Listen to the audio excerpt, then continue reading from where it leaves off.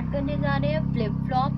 Flip flop एक sequential logic circuit होता है। इससे पहले कॉम्बिनेशनल सर्किट पढ़ा था। कॉम्बिनेशनल सर्किट में क्या होता है कि आपका कॉम्बिनेशनल सर्किट जो होता है उसमें जो आउटपुट होता है वो हमारी इनपुट पर डिपेंड करता है, और सीक्वेंशियल लॉजिक सर्किट जो होता है वो कॉम्बिनेशनल सर्किट की हेल्प से ही तो बनता है, बट इसके साथ साथ एक मेमोरी एलिमेंट भी होता है। तो इस तरह से हम कह सकते हैं कि फ्लिप फ्लॉप एक सीक्वेंशियल लॉजिक सर्किट है, और sequential logic circuit combinational circuit से बना होता है, जिसमें मेमोरी एलिमेंट के साथ साथ एक फीडबैक पाथ भी होता है।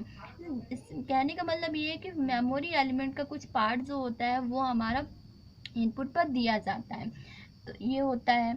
और इसमें क्या होते हैं कि ये मेमोरी एलिमेंट को स्टोर करती है, जो हमारा 0 एंड 1 के रूप में होता है, यानी ये बाइनरी सेल होती है। और इसमें दो आउटपुट होता है, एक क्यू होता है और एक क्यू बार होता है, जो एक दूसरे के कॉम्प्लीमेंट हो। अगर 0 होगा क्यू तो क्यू बार हमारा 1 होता है, और क्यू अगर 1 होता है तो क्यू बार हमारा 0 होता है। तो और क्या होता है इसके साथ कि इसमें जैसे एक नॉर्मल लॉजिक सर्किट होता है, तो नॉर्मल लॉजिक सर्किट में कोई भी हम बाइनरी बिट को स्टोर नहीं कर सकते, यानी कि कोई भी मेमोरी एलिमेंट स्टोर नहीं कर सकते। लेकिन सीक्वेंशियल लॉजिक सर्किट में हम मेमोरी एलिमेंट को स्टोर कर सकते हैं, जो हमारा बाइनरी फॉर्म में होता है, यानी 0 में होता है और 1 में होता है। और दूसरी चीज़ ये भी है कि जो फ्लिप फ्लॉप होता है वो क्या, उसकी जो नेक्स्ट स्टेज होती है, यानी कि कोई फ्लिप फ्लॉप की जो नेक्स्ट स्टेज होगी वो हमारा डिपेंड करती है इस एक्सटर्नल इनपुट पर भी। इनपुट पे डिपेंड होती है, और किस पे डिपेंड होती है कि उसकी प्रेजेंट स्टेज क्या है, प्रेजेंट स्टेज पर भी डिपेंड होती है। Next stage depend on input and present stage पर इस पर डिपेंड होती है। तो ये तो हमारा फ्लिप फ्लॉप का सिस्टम था कि फ्लिप फ्लॉप में हमारा एक मेमोरी एलिमेंट होते हैं, और वो मेमोरी एलिमेंट जो होता है वो 0 एंड 1 के फॉर्म में होता है। और जो फ्लिप फ्लॉप होते हैं वो सीक्वेंशियल लॉजिक सर्किट कहलाते हैं, और जो हमारा कॉम्बिनेशनल सर्किट से मिलकर बना होता है। और कॉम्बिनेशनल सर्किट में मेमोरी एलिमेंट के साथ साथ जब फीडबैक सर्किट होता है, जब फीडबैक पाथ कनेक्ट किया जाता है, तो वो हमारा एज फ्लिप फ्लॉप की तरह वर्क करता है। अब इसमें क्या करते हैं कि हम इसको समझने के लिए combinational circuit and sequential circuit में डिफरेंस देखते हैं। सपोज ये हमारा combinational circuit and sequential circuit.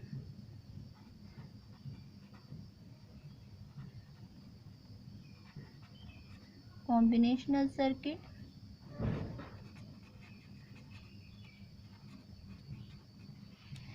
Combinational circuit एक नॉर्मल लॉजिक सर्किट होता है, और सीक्वेंशियल सर्किट हमारे जैसे फ्लिप फ्लॉप्स होते हैं।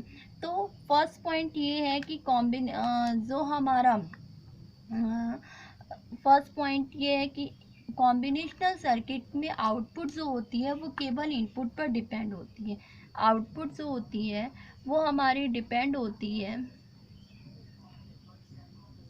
इनपुट, कौन सी, प्रेजेंट इनपुट पर डिपेंड होती है, जो हमारी प्रेजेंट स्टेट है उस पर डिपेंड होती है। लेकिन क्या होता है कि सीक्वेंशियल लॉजिक सर्किट में कि इसकी नेक्स्ट आउटपुट इनपुट के साथ साथ उसकी प्रेजेंट स्टेट पर भी निर्भर करती है, यानी कि इसकी नेक्स्ट आउटपुट जो होगी वो क्या होगा, इनपुट के साथ साथ ये क्या करता है कि उस सर्किट के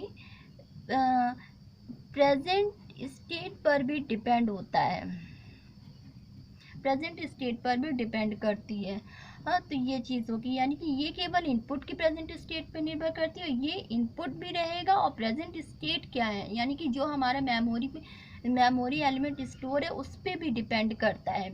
अब दूसरी चीज़ ये है कि इसमें कोई भी इसमें मेमोरी एलिमेंट नहीं होता है, no memory element and no feedback path.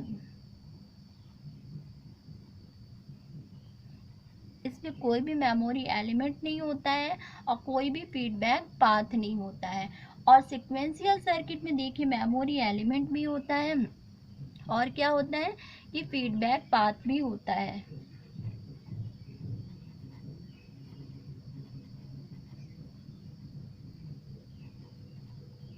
Feedback path ये दोनों, जैसे इसमें देखिए मेमोरी एलिमेंट भी है एंड फीडबैक पाथ भी है। तो ये हमारा दूसरा डिफरेंस है। तीसरा होता है कि इसको हमें क्या करना है, इसके डेटा को हम लोग क्या कर सकते हैं, स्टोर नहीं करना